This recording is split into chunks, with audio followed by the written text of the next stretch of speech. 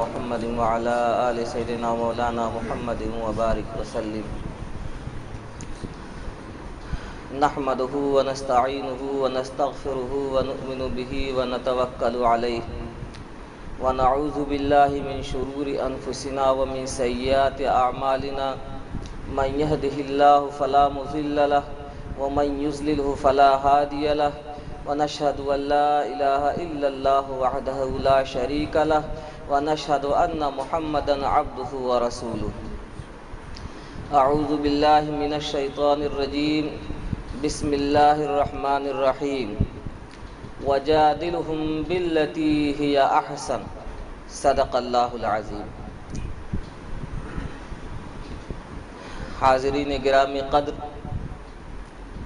اور اس مجمع میں تشریف فرما حضرات علماء کرام اور مدرسہ تحفظ ختم نبوت ہانگ کانگ کے طلباء، عزیز طلباء،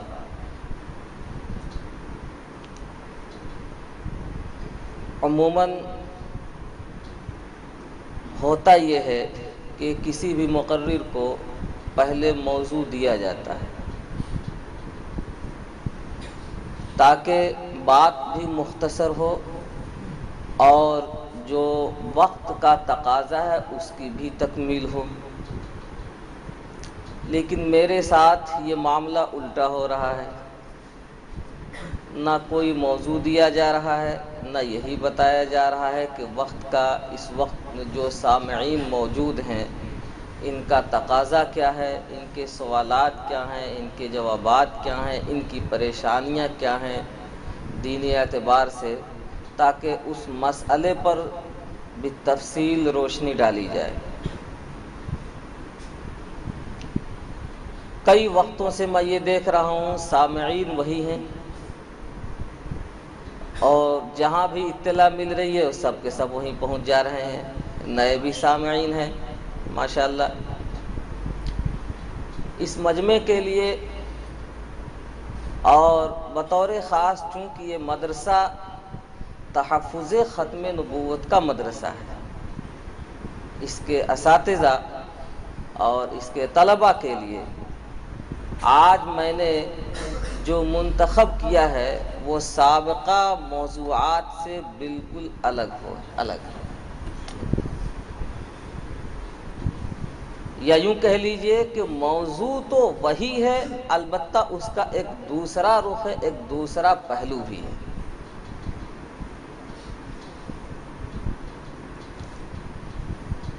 یہ اس لیے کیا ہے ہم نے تاکہ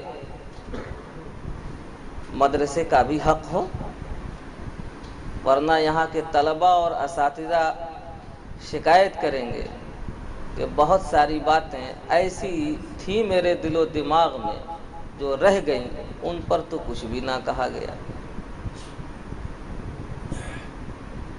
اس میں بھی ایک عجیب سی بات ہے کہ وقت آپ کے پاس مختصر ہے، کم وقت میں زیادہ بات کرنی، ہمیں اس کا بھی لحاظ کرنا ہے۔ تو اس لیے ہم نے یہ چاہا کہ آپ کے سامنے موضوع کا ایک دوسرا رخ ہے وہ بھی تو آئے۔ یہ موضوع جگہ ہے، اس کے لیے مناسب بھی ہے یہ جگہ، عوامی مجمع نہیں ہے، علماء ہیں، اہل علم ہیں۔ امید یہ ہے کہ انشاءاللہ یہ آج کا جو موضوع ہوگا وہ آپ حضرات کے علم میں کچھ اضافے کا سبب بنے، جو ہمارے لیے بھی اور آپ حضرات کے لیے بھی اللہ تعالیٰ کے وہاں خوشنودی کا سبب ہو۔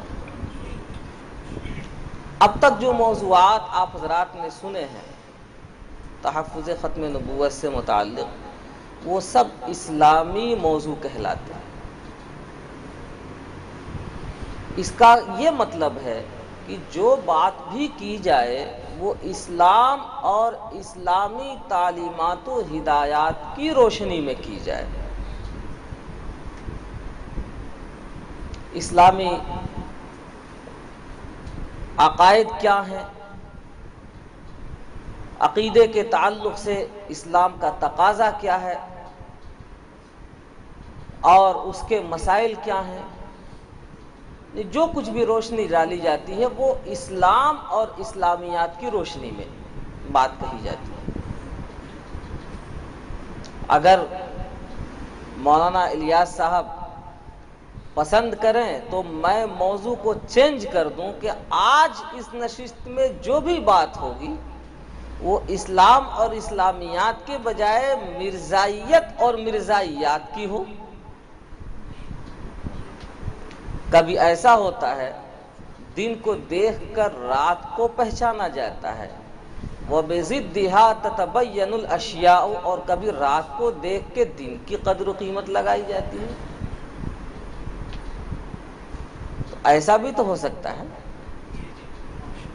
آج کی نشست آپ حضرات اگر منتخب کریں، پسند کریں تو بتائیے، ورنہ ہم ابھی بھی چینج کر دیں، اس کو اسلامیات ہی کی روشنی میں رکھیں۔ مرزائیت اور مرزائیات کا مطلب یہ ہوگا کہ قادیانیت کا فتنہ کیا ہے، یہ فتنہ ہے کیوں، اس کی اصلیت کیا ہے، اس کے زہریلے جراثیم کیا ہیں، کیوں ہیں، اس کے اسباب و وجوہات کیا ہیں، یہ سب چیزیں بھی آپ کے سامنے آئیں، تاکہ اگر کہیں مرزائی چمگادڑ آپ کے سامنے آئے تو آپ پہچان سکیں کہ یہی ہے۔ تو آج کی یہ نشست ایسے ہی رکھی جائے۔ اسی مناسبت سے میں نے آیت کریمہ کی تلاوت کی ہے۔ یہ آیت کریمہ ایک ٹکڑا ہے، اللہ رب العزت نے اس میں ایک پیغام دیا ہے۔ پیغام کیا ہے اور اس کا تقاضا کیا ہے، دونوں واضح ہیں۔ وَجَادِلْهُمْ بِالَّتِي هِيَ أَحْسَنُ۔ کبھی ایسا ہوتا ہے کہ ہمارا جو سامع ہے، ہمارا سننے والا ہے، وہ اسلام کا ماننے والا نہیں ہے، اسلام کا مخالف ہے۔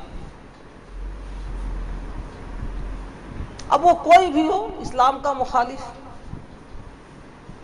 وہ بڑے درجے کا ہو، چھوٹے درجے کا ہو، اسلام کا مخالف ہے،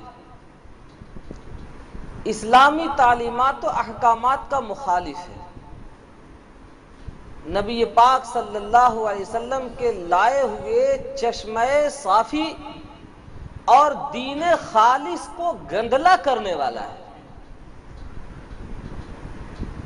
اس کو نقصان پہنچانے والا ہے۔ یہ نقصان پہنچانے والا کبھی اندر کا بھی ہو سکتا ہے، کبھی باہر کا بھی ہو سکتا ہے، کبھی شناشا بھی ہو سکتا ہے، کبھی اجنبی بھی ہو سکتا ہے، کسی بھی طرح کا ہو سکتا ہے۔ سوال یہ ہے کہ اگر ایسے لوگوں سے ہمارا سابقہ پڑے، ایسے لوگ ہمارے سامنے آ جائیں تو ہمیں کیا طریقہ کار اپنانا چاہیے؟ قرآن پاک نے اس موقع پر ہماری رہنمائی کی ہے۔ اللہ رب العزت فرماتے ہیں کہ دیکھو، ایسے لوگوں سے تمہیں مناظرہ نہیں کرنا ہے، مباحثہ نہیں کرنا ہے، تمہیں مجادلہ کرنا پڑے گا۔ مباحثہ کیوں نہیں کرنا ہے؟ جادل کا لفظ، جدال کا لفظ قرآن پاک نے جو استعمال کیا ہے، اس میں ایک حکمت ہے۔ مباحثہ کیوں نہیں کرنا ہے؟ اس لیے نہیں کرنا ہے کہ حق واضح ہے اور باطل واضح ہے، اس کے دل و دماغ میں جو خلجان ہے اسلام کی نسبت، وہ اس کی اپنی غلطیوں کی وجہ سے ہے، اسلام میں کسی کمی کی وجہ سے نہیں ہے، اسلامی تعلیمات و ہدایات میں کوئی کمی نہیں ہے، خود اس کی اپنی کجروی اس کی اپنی گمراہی، اس کی اپنی جہالت اس کا سبب بن رہی ہے، تو اس سے آپ کو بحث مباحثہ کرنے سے فائدہ تو کچھ نہیں ہوگا۔ پھر مناظرہ، اس کی بھی ضرورت نہیں ہے۔ مناظرے کا مطلب تو یہ ہوگا کہ دو فریق ہیں، کسی مسئلے میں دونوں کو شک ہے، تو دونوں اس پر غور و فکر کریں، اظہاراً للحق والصواب۔ اگر حق بات واضح ہو جائے گی تو ہم اسے قبول کر لیں گے۔ ظاہر سی بات ہے، اب اسلام کی حقانیت میں اس کے ماننے والوں کو رتی برابر نہ شک و شبہ ہے، نہ شک و شبہ کی گنجائش ہے، اور اسلام کے خلاف جتنے بھی فتنے ہیں، جتنے بھی باطل ادیان ہیں، ان کے باطل ہونے میں اب کسی کو شک و شبہ نہیں ہے۔ پھر آپ کس چیز میں غور و فکر کریں گے؟ غور و فکر کرنے کا مطلب تو یہ ہوا کہ ایک پوائنٹ کم از کم آپ کو اپنے مسلک میں، اپنے مذہب میں، اسلام کے تعلق سے جو بھی مسئلہ زیر بحث ہے اس میں کچھ شک ہے، جبھی تو آپ مناظرہ کر رہے ہیں۔ تو مناظرے کی بھی گنجائش نہیں ہے۔ اب حق بات واضح ہے، باطل باطل ہے۔ اللہ تعالی نے دین اسلام کو ایسا بنا کے پیش کیا ہے، زندگی کے کسی لمحے میں، دنیا کے کسی خطے میں آپ کو رہنمائی کی ضرورت ہے، آپ کو مذہب اسلام میں ملے گا، اور مکمل قانون ملے گا، ناقص نہیں ملے گا۔ ہر جزو میں آپ کو رہنمائی ملے گی، ہر موڑ، ہر چوراہے پر آپ کو رہنمائی ملے گی۔ تو اسلام کی حقانیت میں شک نہیں، کوئی شبہ کی گنجائش نہیں، تو ہم کو اب کسی سے مناظرہ کرنے کی ضرورت بھی کیا رہی؟ اس لیے مناظرے کا لفظ قرآن پاک نے استعمال نہیں کیا۔ اللہ رب العزت نے فرمایا وَجَادِلْهُمْ، ایسے باولوں سے، عقل کے ایسے باولوں سے، پاگلوں سے اب آپ کو مجادلہ کرنا پڑے گا۔ دھینگا مشتی مجادلہ کہتے ہیں، اس میں تھوڑی طاقت استعمال کرنی پڑے گی۔ اچھا نہیں مانتا ہے تو اب ہم تجھ سے منواتے ہیں، چل۔ کیسے نہیں مانے گا؟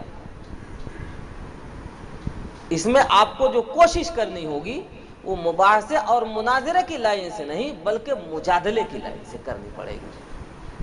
لیکن مجادلہ وہ نہیں ہونا چاہیے جو جاہلوں کا ہے۔ باللتی ہی احسن، ایسا طریقہ کار آپ اپنائیں، ایسا راستہ منتخب کریں، ایسا عنوان منتخب کریں، جو ایسا پرایا منتخب کریں کہ جو عمدہ سے عمدہ ہو، کہ ہمارے مخالف کا دل بھی ایسے موقع سے ٹوٹ پڑے کہ صاحب مانے بغیر اب کوئی چارہ کار نہیں ہے۔ قرآن پاک نے ہم کو یہ رہنمائی دی ہے۔ عیسائی ہیں، کیا مناظرہ کریں گے آپ ان سے؟ مرزائی ہیں، کیا مناظرہ کریں گے آپ ان سے؟ ہندو ہیں، کیا مناظرہ کریں گے آپ ان سے؟ یہودی ہیں، کیا مناظرہ کریں گے آپ ان سے؟ کیا مباحثہ کریں گے آپ ان سے؟ ان کا باطل ہونا واضح ہے، ہمارا حق ہونا واضح ہے، اور جہاں کہیں ضرورت پڑی تو ہمارے بڑوں نے ان کے بڑوں سے حق کو واضح کر کے دکھا دیا۔ وہ اپنے بڑوں سے بڑے نہیں ہو سکتے، ہم اپنے بڑوں سے بڑے نہیں ہو سکتے، تو اب چھوٹ بھئیے آ کے لڑ کے اب کون سا نیا مسئلہ حل کر لیں گے؟ کبھی ہوتا ہے مرزائی آ جاتے ہیں، عیسائی آ جاتے ہیں، اور صاحب چیلنج دینا شروع کرتے ہیں کہ بلاؤ اپنے علماء کو، ہم مناظرہ کریں گے ان سے۔ ہم یہ کہتے ہیں کہ میرے بھائی آپ کی جانب سے یہ جواب ہونا چاہیے، مسلمانوں کی جانب سے یہ جواب ہونا چاہیے کہ ہاں تمہیں مناظرے کی ضرورت ہے، تم چیلنج دو، ہمیں مناظرے کی ضرورت نہیں ہے۔ تمہیں اس لیے ضرورت ہے کہ جس دین پر تم ہو اس میں تمہیں شک و شبہہ ہے، بے شک تم مناظرے کی بات کرو، ہمیں مناظرے کی ضرورت نہیں ہے، ہم تو تمہیں مجادلے سے منوائیں گے۔ اب صاحب ہم مناظرہ کرنا چاہتے ہیں، آپ ہم سے مجادلہ کرنا چاہتے ہیں، جی ہاں، دیکھ لو مناظرہ بہتر ہے تمہارے لیے یا مجادلہ بہتر ہے، تم خود فیصلہ کر لو۔ ہاں طریقہ کار یاد رکھیے، عالمانہ، فاضلانہ، دل نشیں ایسا ہونا چاہیے کہ وہ آپ کا گریدہ ہو جائے۔ قرآن پاک کی اس تعلیم کو، اس ہدایت کو دوسرے لفظوں میں بھی سمجھا اور سمجھایا جا سکتا ہے۔ اس مجمع میں بعض احباب ایسے ہیں جو علماء نہیں ہیں، ممکن ہے میری زبان ان کے لیے بھاری ہو رہی ہو، میری اردو ان کے سمجھنے میں زیادہ معاون نہ ہو، وہ میری زبان کو نہ سمجھ پائیں، تو میں ان کی زبان میں بھی اس چیز کو سمجھانا چاہتا ہوں۔ اس کا ترجمہ کر دوں؟ اس کا ترجمہ یوں کیا جا سکتا ہے کہ جوتا انہی کا ہو اور سر بھی انہی کا ہو اور گھر بھی انہی کا ہو، انہی کا جوتا ان کے سر اور ان کے گھر لے جا کے جب لگایا جائے تڑا تڑ، تو اب 14 طبق روشن ہو جاتے ہیں اور دن میں تارے دکھائی دینے لگتے ہیں۔ یہ اچھا طریقہ ہے نہیں ہے؟ قرآن نے اسی کا حکم دیا ہے۔ ہم کیوں اپنا جوتا استعمال کریں، کیوں توڑیں؟ اپنے گھر میں ہم کیوں لڑیں، کیوں لڑائی کریں؟ ہمارا گھر صاف ستھرا ہے، گھر میں لڑائی ہوگی، دیواروں پہ اینٹیں چلیں گی، اس پہ نشانات آئیں گے، کھڑکیاں ٹوٹیں گی، اپنا گھر کیوں توڑیں ہم؟ شک شبہ تو تم کو ہے، تمہارے مذہب میں شک ہے، غلطی کا امکان جو کچھ بھی ہے وہ تمہارے مذہب میں ہے، باطل ہونا نہ ہونا وہ تمہارے مذہب کا خاصہ ہے، تو لڑائی جو ہوگی وہ تمہارے گھر میں ہوگی نہ کہ ہمارے گھر میں ہوگی۔ اصول کہاں سے لیے جائیں گے وہ بھی تمہارے وہاں سے، مثالیں کہاں سے لی جائیں گے وہ بھی تمہارے گھر سے۔ ہماری نظروں میں آؤ تو ہم دکھائیں تمہیں خطا تمہاری کہ تم بھی کہو کہ ہاں کچھ ہے۔ تو اسی کا یہ ترجمہ ہے کہ باطل جب آپ کے سامنے آئے تو اس کا طریقہ کار یہ آپ کو منتخب کرنا ہوگا، اور قرآن پاک نے اس سلسلے میں ہمیں یہ رہنمائی کی ہے کہ عمدہ سے عمدہ، اچھا سے اچھا، دل نشیں پیرائے ہوئے کوئی بھی بات ہونی چاہیے تاکہ فریق مخالف آپ کی بات قبول کرنے پر مجبور ہو جائے۔ یہ قرآن نے ہمیں پیغام دیا ہے۔ اب اس پہ ریہرسل اور مشق، اس کی مثال آپ حضرات منتخب کرنا چاہیں تو کر سکتے ہیں، میری طرف سے آپ کو اجازت ہے، ورنہ آپ مجھے اجازت دیں میں کوئی ایک مثال منتخب کر دوں، میں خود منتخب کر دوں۔ چلیے میں مرزائیت کو لیتا ہوں، یہ تحفظ ختم نبوت کا مدرسہ ہے تو اس مناسبت سے میں مرزائیت کو لیتا ہوں۔ میں نے آپ کو اختیار دیا تھا، آپ کسی بھی موضوع کو منتخب کرتے انشاءاللہ میں اسے نبھاتا، آپ نے مجھے اختیار دیا ہے تو میں اس کو منتخب کرتا ہوں۔ مثال کے طور پر قادیانیت کا فتنہ آپ کے اس ملک میں مڈلا رہا ہے، مسلمانوں کو ورغلانے کے لیے، مسلمانوں کو مرتد بنانے کے لیے مسلمانوں کو مسلمانوں کے نبی محمد عربی صلی اللہ علیہ وسلم سے چھڑانے کے لیے وہ انتھک کوششیں کر رہا ہے، اس کے لیے طرح طرح کے حربے اپناتا ہے۔ اب یہاں مسئلہ یہ ہے کہ آپ سمجھیں کہ قادیانیت کیا ہے، مرزائیت کیا ہے۔ یہاں مدرسے میں اس موضوع پر زیادہ کچھ کہنے کی ضرورت اس لیے نہیں ہے کہ ماشاءاللہ جس عنوان سے مدرسہ ہے یقیناً اس موضوع پر مسلسل بیانات، تقریریں، اسباق اور دروس آپ کے سامنے ہوتے ہی رہتے ہیں۔ مجمع میں وہ احباب جو اس موضوع سے ناواقف ہیں ان کے علم و دانست کے لیے میں ان کے لیے چند لفظوں میں اس کا تعارف کراتا ہوں۔ کیا ہے مرزائیت؟ قادیانیت اور مرزائیت دو لفظوں میں آپ یہ سمجھیں کہ یہ ایک فتنہ ہے، اور کچھ زیادہ اگر آپ سمجھنا چاہیں تو ایک صفت اور بڑھا لیجئے کہ انگریزوں کا بویا ہوا ایک فتنہ ہے۔ اس کا تعارف مکمل ہو گیا۔ مرزائیت اور قادیانیت کیا ہے؟ انگریزوں کا بویا ہوا ایک فتنہ ہے۔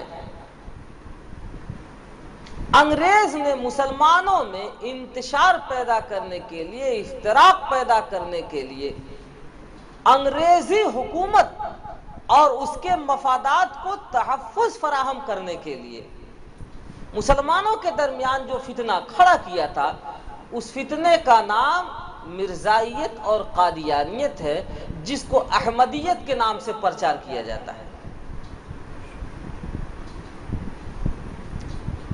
اس کا اصل بانی تو انگریز ہوا۔ اب اس کی تفصیلات میں آپ جانا چاہیں تو جتنا بھی وقت لگا سکیے لگائیے۔ مختصر لفظوں میں جو میں نے کہہ دیا وہ پتھر کی لکیر ہے، کوئی مرزائی ایسا نہیں ہے جو اس کے خلاف ثابت کر سکے یا میرے اس ترتیب دیے ہوئے جملوں کو وہ غلط ثابت کر سکے۔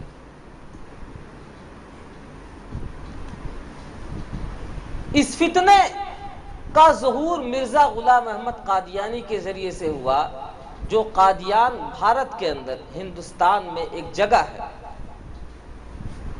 وہیں یہ پیدا ہوا 1839 یا 40 عیسوی میں۔ 1852 میں اس کی پہلی شادی ہوئی۔ اگر 40 میں اس کی پیدائش مان لی جائے تو 1852 میں اس کی کل عمر کتنی ہو جاتی ہے؟ آپ اندازہ لگا لیں یہ کتنا نیک رہا ہوگا، کتنا پاکیزہ رہا ہوگا، کتنا دیندار متدین لڑکا رہا ہوگا اپنے گھر میں۔ اس کے گھر والے بھی کتنا خوش رہے ہوں گے اس سے کہ 12 سال کی عمر کو پہنچتے پہنچتے اس کے گردن پہ شادی کا جواٹھا لاد دیا تھا۔ میں نہیں کہتا برا رہا ہوگا، غلط رہا ہوگا، لیکن نشانات منزل سے منزل کا پتہ ضرور چلتا ہے۔ البعر تدل علی البعیر، اندازہ آپ خود لگا سکتے ہیں۔ 1852 میں اس کی پہلی شادی ہوئی اور ایک کتاب لکھی ہے اس کے بیٹے نے، اس کا نام ہے سیرت المہدی۔ اس کے بیٹے نے ایک واقعہ نقل کرتے ہوئے اپنے باپ کے بارے میں ایک جملہ نقل کیا ہے کہ حضرت جی ابھی بچے تھے جب ہی آپ کے بچہ ہو گیا تھا، بچے کے بچہ ہو گیا تھا، یعنی 53 یا 54 سال کی عمر میں پہنچتے پہنچتے اس کے بچہ ہو گیا تھا۔ اسی کو اس نے لکھا ہے کہ حضرت جی ابھی بچے تھے جب ہی آپ کے بچہ ہو گیا تھا۔ دیکھیے جملے انہی کے ہیں، آپ ہنس رہے ہیں، اس میں کوئی غلط تو نہیں، غلطی تو نہیں، لیکن یہ ایک عجیب جملہ ہے، آپ مرزائیوں کے سامنے اگر آپ اس کو 3 دفعہ دہرا دیں گے تو وہ اپنی توہین محسوس کرنے لگیں گے۔ یہ کون سا کمال ہے بھائی؟ لکھا تم نے، چھاپا تم نے، بتایا تم نے، ہم تک پہنچایا تم نے، اسی جملے کو ہم نے دہرا دیا تو تمہیں شرم کیوں آنے لگی؟ انہی کا جوتا، انہی کے سر، اور لگ کہاں رہا ہے؟ انہی کے گھر۔ میں کہتا ہوں کہ اگر تیرا مرزا بڑا شریف تھا، بڑا نیک تھا، بڑا پاکیزہ تھا، اور چنا تھا، جیسا تم کہتے ہو ویسا تھا، اس سے بھی آگے تھا، تو ان جملوں سے تمہیں شرم کیوں آتی ہے؟ میرا سوال بیجا تو نہیں ہے، انصاف سے ہٹا ہوا تو نہیں ہے، مجادلے کا انداز یقیناً ہے، لیکن آپ بتائیں اس میں کڑواہٹ کیوں ہے؟ میری وجہ سے تو نہیں، اس میں ترشی کیوں ہے؟ کسی اور کی وجہ سے تو نہیں۔ پتہ چلتا ہے کہ دال میں کچھ کالا ہے۔ نہیں صاحب، دال ہی کالی ہے۔ خیر، 1852 میں اس کی پہلی شادی ہوئی۔ 1864 میں یہ آوارہ گردی کا شکار ہو گیا۔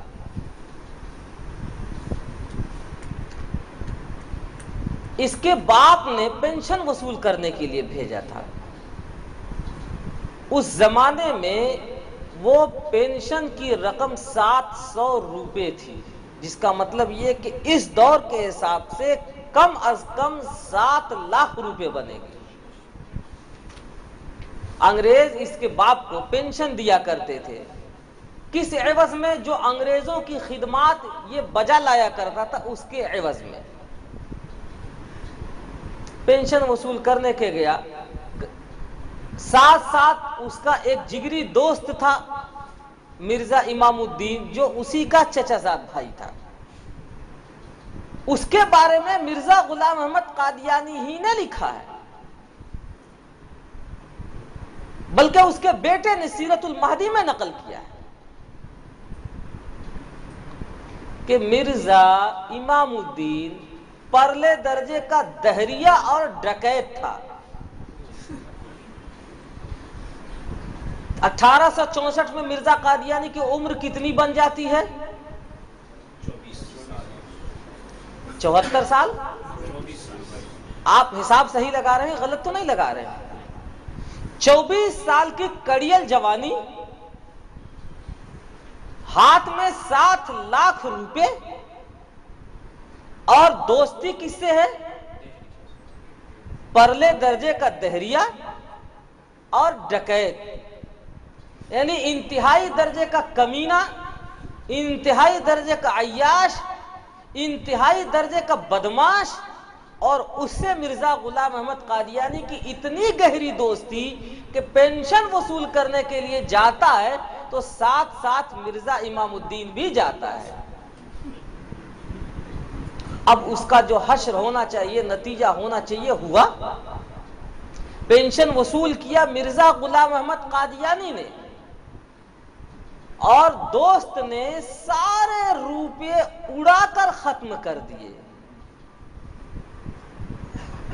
اڑانے کا لفظ میں نے اپنی جانب سے استعمال نہیں کیا ہے، اسی سیرت المہدی میں مرزا کے بیٹے ہی نے لکھا ہے، اور یہ زبان مرزا غلام احمد قادیانی کی چڑیل بیوی کی ہے۔ بیان مرزا قادیانی کی بیوی کا ہے، قلم مرزا قادیانی کے بیٹے کا ہے، کتاب چھاپی ہوئی قادیانیوں کی ہے، ہم تک پہنچایا ہے قادیانیوں نے، اور واقعہ مرزا غلام احمد قادیانی کا ہے۔ اس میں کیا لکھا ہے کہ جب اس نے سارا روپیہ اڑا کر ختم کر دیا تو مارے شرم کے گھر واپس نہیں آیا۔ اڑانا کہاں بولتے ہیں؟ مسجد میں نیکی میں خرچ کر دیا ہے تو اڑانا بولتے ہیں؟ کسی بیوہ یتیم کو آپ دے دیں تو اس کو اڑانا بولتے ہیں؟ آپ اس سے خود اندازہ لگائیں. اور اگر نیک کاموں میں خرچ کیا تھا تو یہ مرزا غلام احمد قادیانی اپنے آپ کو رئیس ابن رئیس لکھتا ہے. کیا بات تھی 7 لاکھ روپے کی؟ جا کے ابا حضور کو بتا دیتا، ابا حضور یہ پیسے میں نے فلاں دینی کام میں خرچ کر دیے ہیں. شرم جو آئی وہ کس وجہ سے آئی؟ کوئی نیک کام کیا تھا، کوئی دینداری کا کام کیا تھا؟ یقیناً عیاشی اور بدماشی میں یہ سارے روپے اڑائے گئے تھے. اس لیے مرزا قادیانی کو شرم آئی، جس کی وجہ سے گھر واپس نہیں آیا. اس واقعے سے مرزا غلام احمد قادیانی کی جوانی کا جو منظر ہے اور جو پس منظر ہے اچھی طرح سے سمجھا جا سکتا ہے. 1864 سے لے کے 68 تک یہ منشی گیری کی ملازمت کرنے لگا. کیوں؟ گھر واپس نہیں آتا، کرے کیا؟ کوئی کام تو چاہیے تھا. سیال کوٹ جو آج کل آپ کے پاکستان میں ہے، سیال کوٹ کی کچہری میں 15 روپے کی قلیل تنخواہ پر، بہت کم روپے پر یہ منشی گیری کی نوکری کرنے لگا. اور 4 سال تک نہ بیوی کا منہ دیکھا، نہ بچوں کا منہ دیکھا، نہ ماں کا منہ دیکھا. باپ کے جوتے کا اتنا خطرہ تھا کہ گھر واپس نہیں گیا. یہ سوچتا رہا کہ اگر میں گھر گیا تو ابا حضور جوتے نکال کے بال گنجا کر دیں گے، سر گنجا کر دیں گے. یہاں ٹھہر کے ایک سوال ہے. میں کہا کرتا ہوں مرزائیوں سے کہ مرزا غلام احمد قادیانی کو یاد رکھو، ایک دفعہ شرم آئی تھی تو وہ انکار کر دیتے ہیں، کہتے ہیں نہیں آئی تھی. ہم کہتے ہیں عجیب حال ہے. میں تو اقرار کر رہا ہوں، اعتراف کر رہا ہوں کہ زندگی میں کم از کم ایک دفعہ مرزا قادیانی کو شرم آئی تھی. کہتے نہیں آئی تھی، یعنی گویا زندگی بھر بے شرم رہا.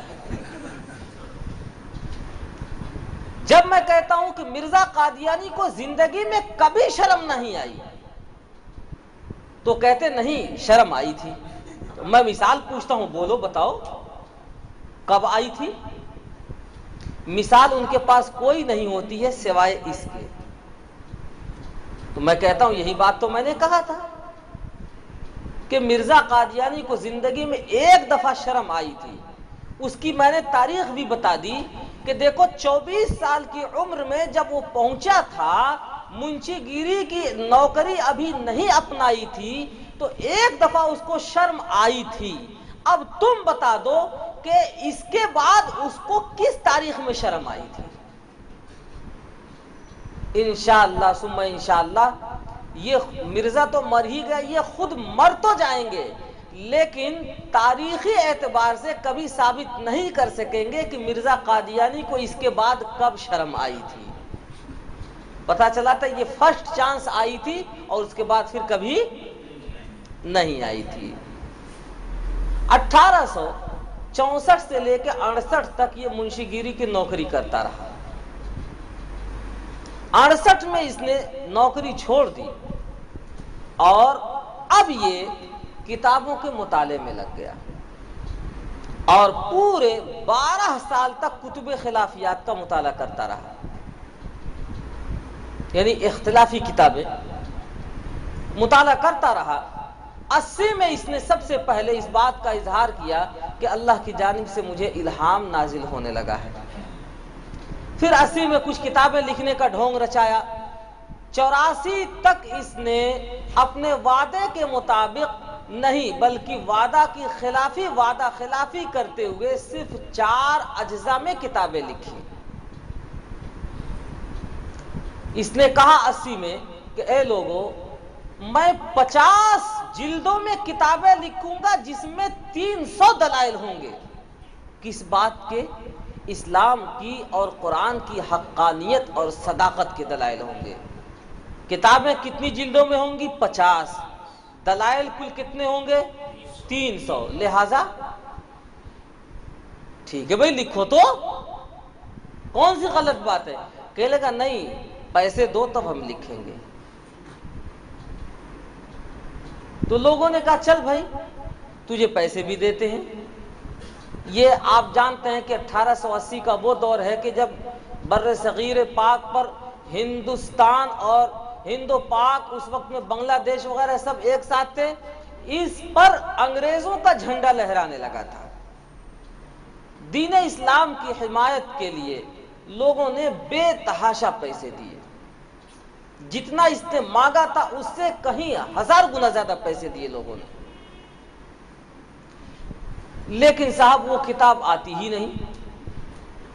6 مہینے گزرے کتاب نہیں آتی، سال بھر گزرے کتاب نہیں آتی، 2 سال گزرے کتاب نہیں آتی، 4 سال گزرے کتاب نہیں آتی۔ 4 سال میں اس کتاب کے 4 اجزاء لکھے اس نے۔ پھر اس کے بعد کیا ہوا؟ 10 سال گزرے، 15 سال گزرے، 20 سال گزرے، کتاب لاؤ تو لوگوں کا مطالبے پہ مطالبہ بڑھتا ہی رہا، کتاب لاؤ تو جو پیسے تو نے لیے تھے اس کے عوض میں ہمیں کتاب چاہیے۔ 25 سال کے بعد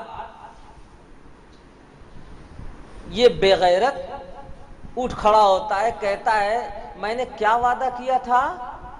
یہی تو وعدہ کیا تھا کہ 50 جلدوں میں کتابیں لکھوں گا۔ آج وہ وعدہ پورا ہو گیا 25 سال کے بعد۔ کیسے؟ کہنے لگا کہ 4 جزوں میں تو میں نے پہلے ہی کتاب لکھ دی تھی نا، اب آج 5واں جزو لکھ دیتا ہوں۔ اب کل اجزاء کتنے ہو گئے؟ کل جلدیں کتنی ہو گئی؟ 5، یعنی 25 سال کے اندر کتنی جلدیں آئیں؟ 5۔ کہنے لگا وعدہ پورا تو ہو گیا۔ 25 سال میں جو میں نے وعدہ کیا تھا وہ پورا تو ہو گیا۔ میں دیکھ رہا ہوں آپ لوگوں کے سمجھ میں کچھ بھی نہیں آ رہا ہے۔ میں اردو ہی تو بول رہا ہوں، انگریزی تو نہیں، ملیالم تمل تو نہیں، بنگالی تو نہیں، اردو تو سمجھتے ہیں آپ۔ یہ اردو نہیں سمجھ میں آئی آپ کے؟ 25 سال کے بعد اس نے کہا کہ اے لوگو میں نے 50 جلدوں میں کتابیں لکھنے کا وعدہ کیا تھا، آج جب 5ویں جلد میں نے لکھ دی تو وہ وعدہ پورا ہو گیا۔ کیوں؟ کہنے لگا کہ 50 اور 5 میں کیا فرق ہے؟ صرف ایک زیرو ہی کا تو ہے۔ آپ نے دنیا میں بہت سارے مجرم دیکھے ہوں گے، یوریا گھوٹالہ، چارہ گھوٹالہ، روپیہ گھوٹالہ، نہ معلوم کیسے کیسے گھوٹالے حکومتوں میں ہوتے رہتے ہیں۔ ہر طرح کے گھوٹالے آپ نے سنے ہوں گے، دیکھے ہوں گے، لیکن نقطہ گھوٹالے کا اتنا بڑا ریکارڈ قائم کرنے والا مجرم کبھی نہیں دیکھا ہوگا آپ نے۔ کہتا ہے کہ 50 اور 5 میں صرف زیرو ہی کا تو فرق ہے، جو وعدہ میں نے کیا تھا 5 جب دے دیا تو وعدہ پورا ہو گیا 50 کا۔ اچھا صاحب 1884 کے بعد اس نے تھوڑی اپنی رفتار دھیمی کر لی۔ اب اس کے بعد 1890 تک یہ اپنے کچھ معتقدین اور کچھ اپنے ماننے والے پیدا کرتا رہا۔ کچھ اس کے جب گرویدہ لوگ ہو گئے، اس کے جھانسے میں آ گئے، اب اس کے بعد اس نے ایک قدم آگے بڑھایا دھیرے سے۔ 84 میں جب لاسٹ کتاب لکھی تھی اس نے، 4تھی جلد براہین احمدیہ کی، تو اس میں ایک بات کہی تھی۔ کہنے لگا کہ عیسیٰ علیہ السلام کے بارے میں قرآن پاک میں جو کچھ آیا ہے، حدیث پاک میں جو کچھ آیا ہے، وہ سب اپنی جگہ مسلم ہے۔ وہ دوبارہ اس دنیا میں آسمان سے تشریف لائیں گے، نازل ہوں گے۔ یہ اسی کے الفاظ ہیں جو سنا رہا ہوں۔ پھر فرق کیا ہے؟ کون سی نئی بات تم نے کی ہے؟ کہنے لگا تھوڑا سا فرق ہے۔ وہ کیا ہے؟ کہنے لگا کہ قرآن میں اور حدیث میں جو باتیں کہی گئی ہیں وہ باتیں سب اپنی جگہ مسلم ہیں، جسمانی طور پر وہی ان آیتوں کے ان احادیث کے مصداق ہیں، لیکن یہ ہے کہ الہام کے ذریعے سے آج اللہ تعالیٰ نے مجھے یہ بتایا ہے کہ کہ روحانی طور پر اے مرزا تم بھی ان آیتوں ان کے مصداق ہو. جسمانی طور پر تو وہی عیسیٰ آئیں گے، وہی آئیں گے تو دین اسلام پوری دنیا میں پھیل جائے گا اور خس و خاشاک کو پوری دنیا سے صاف کر دیں گے. دوبارہ اس دنیا میں وہ آئیں گے، ان کا نزول ہوگا آسمان سے. لیکن صرف یہ ہے کہ اللہ تعالیٰ نے مجھے میرے اپنے الہام کے ذریعے سے تازہ تازہ یہ بتایا ہے کہ روحانی طور پر تیرے اندر بھی عیسیٰ ابن مریم کی کچھ صفات، کچھ خوبو پائی جاتی ہیں. لہذا جسمانی طور پر وہ مصداق ہوئے اور روحانی طور پر تم مصداق ہو، تم بھی ہو. لوگوں نے اس جانب کوئی خاص توجہ نہیں دی، لیکن جو سمجھدار علماء تھے انہوں نے فوراً سمجھ لیا کہ اب یہ گمراہی کے دہانے کو پار کر گیا ہے اور بہت جلد وہ دن آنے والا ہے کہ اب یہ نبوت کا بھی دعویٰ کرے گا. یہ اسٹیپ بائی اسٹیپ دھیرے دھیرے یہ لے جا رہا ہے گمراہی کی طرف. اچھا صاحب، 1884 میں تو یہ بات پیش آئی. پھر 1890 میں 6 سال کے بعد کہنے لگا اوہ بہت بڑی غلطی ہو گئی. کیا ہوا بھائی؟ اللہ تعالیٰ سے بھی بہت بڑی بھول ہو گئی. نعوذ باللہ من ذالک، بہت بڑی غلطی ہو گئی. یہ کیا ہو گیا؟ کہنے لگا اللہ تعالیٰ نے ابھی اپنے تازہ تازہ الہام کے ذریعے سے 6 سال پہلے 1884 میں یہ بتایا تھا کہ عیسیٰ ابن مریم آسمان پر زندہ ہیں، دوبارہ اس دنیا میں وہی تشریف لائیں گے. دوبارہ کون آتا ہے؟ وہی تو آتا ہے جو ایک بار دنیا میں آ چکا ہو. یہ سارے الفاظ اسی کے ہیں. کہتا ہے افسوس کی بات ہے آج اللہ تعالیٰ نے ایک نئی بات بتائی ہے اور یہ بتایا ہے کہ اے مرزا، وہ عیسیٰ جن کے آنے کے لیے قرآن و حدیث میں کہا گیا تھا اب وہ نہیں آئیں گے، وہ مر گئے، ان کی جگہ تو آ گیا ہے. نعوذ باللہ من ذالک. آپ کو یہ بہت ساری کتابوں کا نچوڑ اور خلاصہ بتا رہا ہوں مرزائیوں کے. اب بلی مکمل طور پر تھیلے سے باہر آ چکی تھی. لوگوں نے سمجھ لیا یہ کہاں لے جانا چاہتا ہے. پھر اس کے بعد ہوتے ہوتے اس نے نبوت کا دعویٰ کیا. 1901 میں آ کر اس نے کھل کر نبوت کا دعویٰ کیا اور یہ کہا کہ میں صاحب شریعت نبی بنا کر کے بھیجا گیا ہوں. اللہ نے گویا اسے صاحب شریعت نبی بنایا ہے. نعوذ باللہ من ذالک. لوگوں نے کہا کہ تو نبی کیسے بن گیا؟ نبی پاک صلی اللہ علیہ وسلم تو آخری نبی ہیں. کہنے لگا وہ ایسے بن گیا میں، تم نے مجھے کیا سمجھا؟ لوگوں نے کہا تو مرزا غلام احمد قادیانی ہے، تیری ماں کا نام چراغ بی بی عرف گھسیٹی ہے، اس کے ماں کا نام تھا چراغ بی بی عرف گھسیٹی، تیرے باپ کا نام مرزا غلام مرتضی ہے، یہی سمجھا ہے؟ کہنے لگا غلط سمجھا. پھر کیا ہو تم؟ کہنے لگا دیکھو میں نبی بنا کر کے جو بھیجا گیا ہوں، میرے آنے سے ختم نبوت کی مہر نہیں ٹوٹتی، حضور کے ختم نبوت کے مسئلے پر کوئی زد نہیں آتا. کیوں؟ اس لیے کہ میں مرزا غلام احمد تھوڑا ہی ہوں، منم محمد و احمد کے مجتبی باشد، میں ہی محمد و احمد ہوں. تو محمد کی نبوت اب محمد ہی کو ملی ہے، کسی دوسرے کو تو نہیں ملی. تو ختم نبوت کی مہر کہاں ٹوٹی؟ جس کو ملنی تھی اسے ملی. اس بات کو اس نے عربی میں، فارسی میں، بہت ساری زبانوں میں کہا.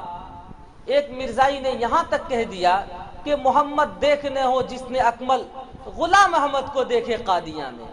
کہتا ہے محمد پھر اتر آئے ہیں ہم میں اور آگے سے ہیں بڑھ کر اپنی شاہ میں. محمد دیکھنے ہو جس نے اکمل، غلام احمد کو دیکھے قادیاں میں. اب اندازہ لگا لیا آپ نے کہ اس کا کیا منشا تھا، اس کا کیا پیغام تھا، کیا دعویٰ تھا. اس اعلان کے بعد خدا کی قدرت جلال میں آئی اور اللہ تعالیٰ نے اس کو ایسی عبرتناک موت دی کہ پوری دنیا کے لیے عبرت بنا دیا۔ ہیضے کی بیماری میں منہ مانگی موت مرا لاہور میں، اور پھر وہاں سے ریل کے ڈب